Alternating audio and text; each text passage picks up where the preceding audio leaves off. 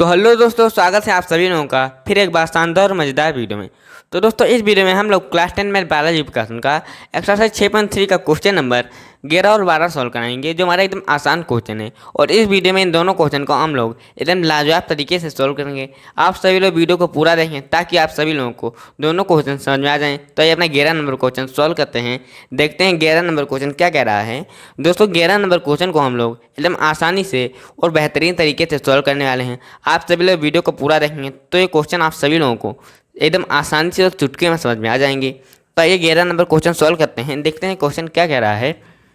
तो इस क्वेश्चन में हमें क्या करना है, कुछ नहीं करना है। ये क्वेश्चन हमें कह रहा है एक त्रिभुज ए बी सी के A,4B 2, -3 व C -1, -2 है।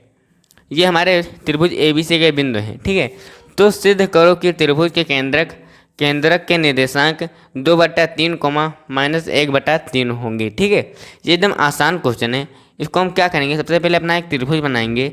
ये होगा त्रिभुज ABC, त्रिभुज ABC।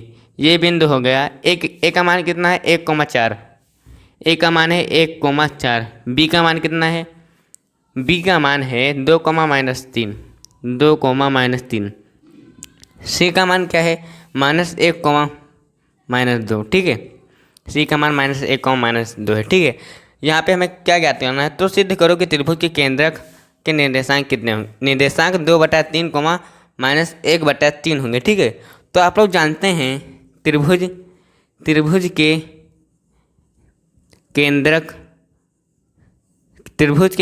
के निर्देशांक, त्रिभुज के केंद्रक के निर्देशांक ज्ञात करने का फार्मूला क्या होता है। फार्मूला होता है x1 + x2 + x3 बट्टा 3, y1 + y2 + y3 बट्टा 2। यही फार्मूला होता है।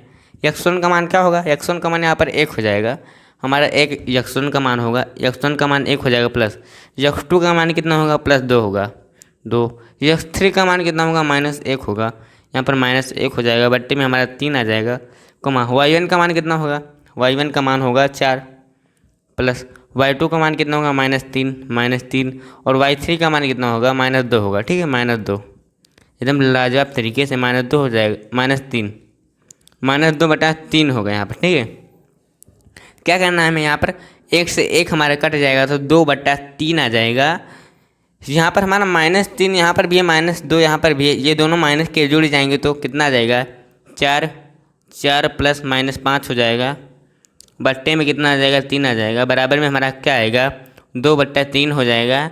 5 में से हम 4 को हटाएंगे तो -1/3 आ जाएगा, एकदम आसानी से और लाजवाब तरीके से।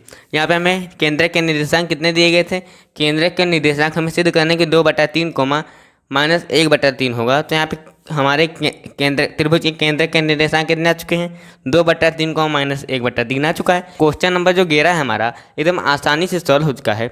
तो क्वेश्चन नंबर 12 की तरफ बढ़ते हैं और इसे भी एकदम लाजवाब तरीके से सॉल्व करते हैं। आप सभी लोग वीडियो को पूरा देखें ताकि आप सभी लोगों को 12 नंबर क्वेश्चन समझ में आ जाए। तो आइए 12 नंबर क्वेश्चन को सॉल्व करते हैं। तो दोस्तों, 12 नंबर क्वेश्चन एकदम आसान क्वेश्चन है, उसे एकदम बेहतरीन तरीके से हम लोग सॉल्व करेंगे। आप वीडियो पर बने रहिए ताकि ये क्वेश्चन आप सभी लोगों के दिमाग में बैठ जाए, ठीक है।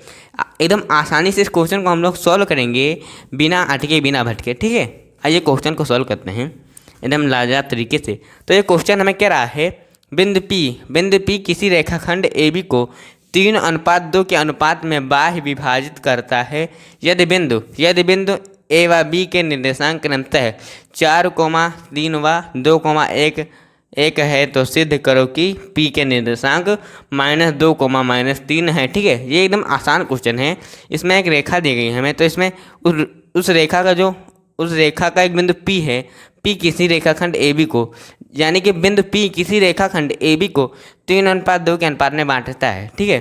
तो ये अनुपात में जो 3 हो जाएगा वो हो जाएगा m का मान, m बराबर 3 हो जाएगा। n का मान जो 2 हो जाएगा, यहाँ पर n का मान कितना हो जाएगा, 2 हो जाएगा, ठीक है।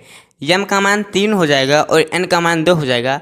हम यहाँ पर देखते हैं क्या कह रहा है आगे। A व B के निर्देशांक क्रमशः A और B के निर्देशांक क्रमशः 4, 3 व 2,1 है, ठीक है। ए के निर्देशांक कितने हैं 4,3 व बी के निर्देशांक 2,1 हैं एकदम आसानी से। तो x1 का मान कितना हो जाएगा, x1 का मान यहाँ पर 4 हो जाएगा, ठीक है। और x2 का मान कितना होगा, x2 का मान 2 हो जाएगा। y1 का मान कितना होगा, y1 का मान होगा हमारा 3 होगा। और y2 का मान कितना होगा, y2 का मान हो जाएगा 1, ठीक है। यहाँ पर हमारा क्या कह रहा है क्वेश्चन, अनुपात 3:2 के अनुपात में बाह्य विभाजित करता है। यदि बिंदु ए व बी के निर्देशांक अतने और अतने हैं तो सिद्ध करो कि पी के निर्देशांक 3, -2, -3 होंगे, ठीक है। तो लिखते हैं हम पी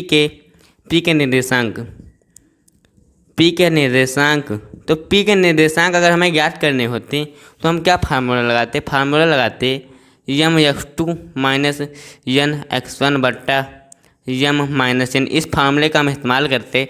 यहाँ पर हमारा अनुपात में बाह्य विभाजित कर रहा है, इसलिए हम यहाँ पर माइनस का निशान लगाएंगे, यहाँ पर भी माइनस का निशान लगाएंगे। अगर ये अंतर विभाजित कर रहा होता तो यहाँ पर हम प्लस का निशान लगाते माइनस की जगह, ठीक है। और यहाँ पर क्या हो जाएगा my2 माइनस यन y1 बट्टा यम माइनस यन, यही होगा, ठीक है।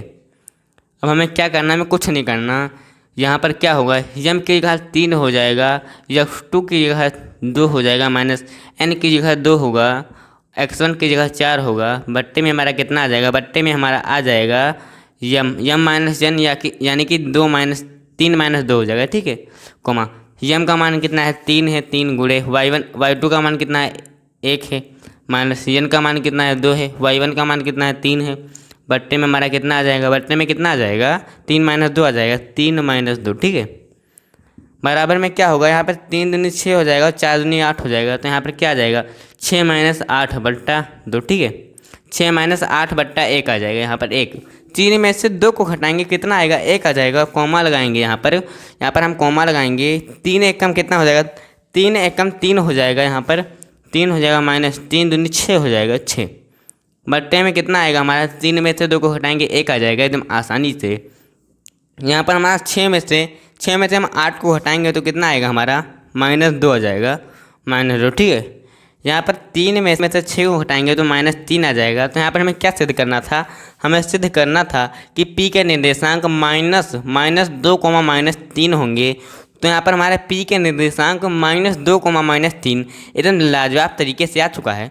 तो क्वेश्चन नंबर जो 11 और 12 है हमारा एकदम आसानी से सॉल्व हो चुका है। तो दोस्तों आशा करता हूँ कि आप सभी लोगों को दोनों क्वेश्चन समझ में आए होंगे। तो मिलते हैं अपनी अगली तड़कती और भड़कती वीडियो में, तब तक के लिए धन्यवाद, टाटा, बाय बाय।